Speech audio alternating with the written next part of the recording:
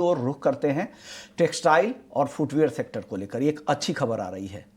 नए GST regime से क्या इस सेक्टर को फायदा होने वाला है, क्या कुछ इस पूरे सेक्टर में बज़ हो रहा है, यही समझते हैं। अपने सहयोगी हमारे साथ प्रकाश प्रियदर्शी है जो CBIC है, वो पूरी खबर के साथ प्रकाश हमारे साथ जुड़ गए हैं। प्रकाश, बताइए क्या डिटेल्स हैं आपके पास?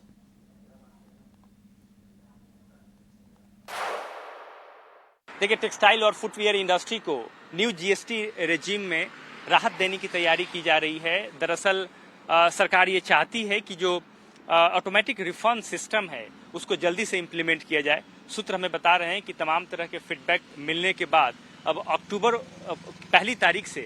पहली अक्टूबर से प्रोविजनल या ऑटोमेटिक जीएसटी रिफंड सिस्टम जो है उसको इम्प्लीमेंट किया जा सकता है। ये काफ़ी इंपॉर्टेंट डेवलपमेंट है। इसका मतलब ये है कि एक ऐसा सिस्टम क्रिएट किया जाएगा जिसमें 90% तक जो जीएसटी रिफंड है वो प्रोविजनल बेसिस पर इंडस्ट्री के लिए रिलीज किया जाएगा। इससे जो उनका वर्किंग कैपिटल है वो स्टक नहीं होगा, उनको वर्किंग कैपिटल की दिक्कत नहीं होगी। हालांकि उसके लिए एक सिस्टम क्रिएट किया जाएगा जिसमें डेटा इवैल्यूएशन और रिस्क एनालिसिस के आधार पर ये जीएसटी रिफंड जो हैं वो रिलीज किए जाएंगे।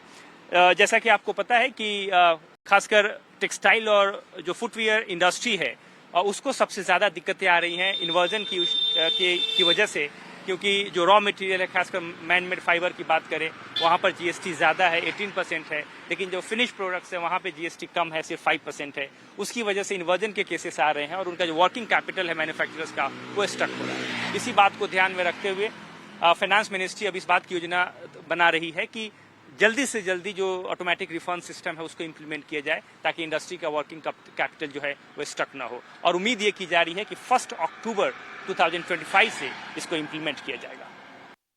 शुक्रिया प्रकाश, ये पूरी डिटेल्स लेकर आने के लिए। तो उम्मीद करते हैं कि इन दोनों ही सेक्टर को, टेक्सटाइल फुटवियर दोनों सेक्टर को यहाँ पर राहत मिलते हुए दिख सकते हैं। ओशो, आप